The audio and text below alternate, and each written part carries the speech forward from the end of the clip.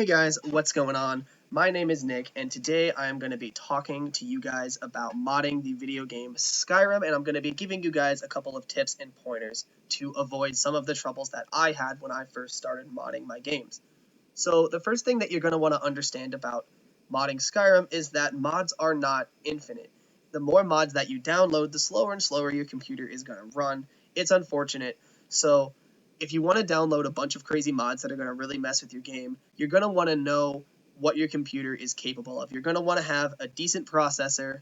I think I have an i7 core that is actually overclocked to 3.6 gigahertz. That's by no means is that the best processor out there, especially because it's overclocked and it's only hitting 3.6 clock speed.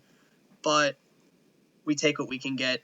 And I think for the purposes of this video, we should be able to run the game just fine, and you should be able to run a decent amount of mods with a decent processor. You're also going to want to realize that modding takes a lot of patience and it takes a lot of time and effort, because installing a whole bunch of mods and then just hitting play, a lot of mods will conflict with one another, a lot of them will get jumbled up and try to overwrite one another, and your game will crash, or your files will get corrupted, or worse, your hardware could actually get damaged, your computer could overheat, and you won't have a computer at all. So definitely be careful, and definitely be sure to manage your core temperatures. I have a neat little gadget here that actually does it for me. I'm actually running kind of hot right now. It's unfortunate, but just be aware of what's going on under the hood and make sure that you're not damaging your hardware, because that can really, really ruin your day if you're just trying to add one simple mod. Next thing you know, your graphics card is melted. So definitely be aware of that. And in order to get started modding, we are going to need a few softwares. Don't worry, they're all free, and they won't give you any malware or anything like that, so don't worry about it. The first one is Nexus Mod Manager, which I actually have already pulled up. You can see when you first download this software, it will scan your hard drive to see which games you have installed. This software is not just applicable to Skyrim. I think they also do the Fallout game series. They do The Witcher. I think they also do Call of Duty 2 randomly. I don't know. I don't know how many people still play Call of Duty 2. It's over 10 years old. It's a classic. But they have it out there if you want to mod it. And this basically will configure all of your mods. It organizes them in these nice little folders. I don't have any installed right now just because I actually recently installed Skyrim and I deleted all of my mods. I was going to start over again, and I figured I would teach you guys what's going on just for something to do for this project. And you're also going to want the file archiver software, WinRAR. Basically what you use this software for is to download mods manually from the website nexusmods.com, and you're definitely going to want that to import mods into the manager directly. So to get started, what we're going to do is we're going to head to nexusmods.com, which I've already pulled up, and you can see all of the games that I was talking about. They have Star Trek, Bridge Commander, Medal of Honor, Skyrim, Oblivion, Grand Theft Auto, San Andreas, all sorts of pretty cool games. Skyrim is the most popular. The Skyrim modding community is actually phenomenal. It's a great thing.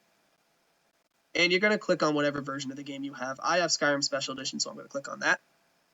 And it will take you to the home page for the game, where you have a couple of forums. You can see some of the more popular mods, maybe some new ones, some ones that have been kind of rising stars almost.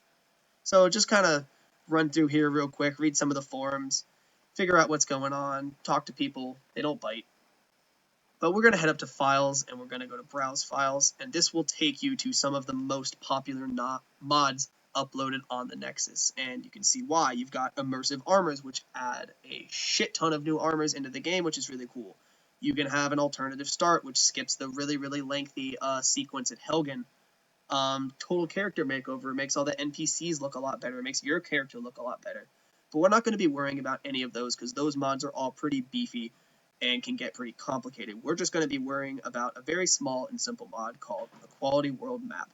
So what this mod does is it basically changes the vanilla or the default map to be more inclusive of where the roads lead, because one of the major issues that players like myself had with the vanilla map was that it did not show where the roads went. And what's the point of having a map if it doesn't show where the roads go?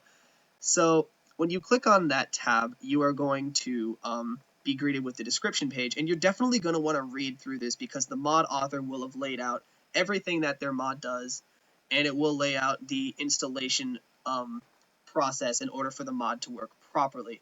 Back in the day when I first started modding, I would completely neglect this information, and it would really come back to haunt me. So I would highly recommend reading through it and understanding what exactly the mod author has done to change your version of the game. It can only benefit you, and it'll only take a couple of minutes. So once you've read through all of this and know exactly what this mod does, you're going to click on Files, and you're going to have two options presented to you. You're either going to want to download it with Manager, which works 99% of the time, but we're not going to be doing that today because I want to show you guys how to download these mods manually, because a lot of times some big mods will not install correctly if you install them with the Manager. You're going to want to install them manually. So you click on this, and it should download. I'm not going to click on it because I've already downloaded it.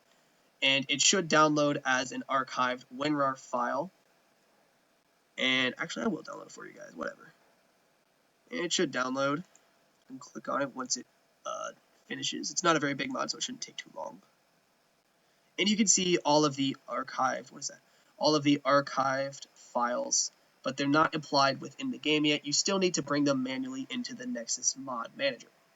So we're going to do that right now. So you bring up Nexus Mod Manager, and you can click on this little Add Mod from File button. You click on it. If you've just started modding, you're only going to have one. Of these little archived files, but I have a whole bunch because I've been modding for a fair while. And once you do that, it should bring in a new plugin here. The quality world map actually falls into the unassigned category because it doesn't really fall into a particular category. I've actually downloaded 3 versions for some reason, but I think the only one that really works is the second one. So we are going to hit this little checkbox, and you can see now the little check mark, which means the mod plugin is actually installed and ready to go. But in order to double check and make sure that this is working, we're going to head to our plugins tab, and we're going to see a new plugin that was not there before. And you can look at the new plugin, and you can see all of the master files, or ESMs, that the mod requires in order for it to work properly. And it'll give you a nice little checklist, and you can check and see if you have everything you need in order for the mod to run. It says you need Skyrim ESM, which is the master file of the game. You need the update ESM, which I think has something to do with the special edition of Skyrim, but I'm not entirely sure. And you're going to want the Dragonborn DLC. I have all of those, so I should be good to go. So we're going to launch Skyrim, which you can also launch from the Nexus Mod Manager, which is extremely convenient. And it's going to load very slowly. What's up, Alduin? You're a scary looking lizard, aren't you? And we are going to pull up the map, and you can see a huge difference in the way the maps look. You can see all of the roads very clearly. They lead off into the countryside. They lead from city to city, and it's just really cool to see all of these roads actually displayed on the base map. It makes getting around without fast travel a lot easier and a lot more immersive. So there you have it, guys. Those are the basics of installing simple mods. But do not think that just because you install one mod, that every mod will work that way. A lot of mods, especially really big overhaul mods, will require a lot of extra work. So be sure to follow every single instruction that the mod author has put in the descriptions tab, because that was where I messed up the most. And if I had to tell you guys one thing to do, it is follow the mod author's instructions, because they know what's going on a lot better than you do. And on that note, I will see you guys later. Thanks for watching.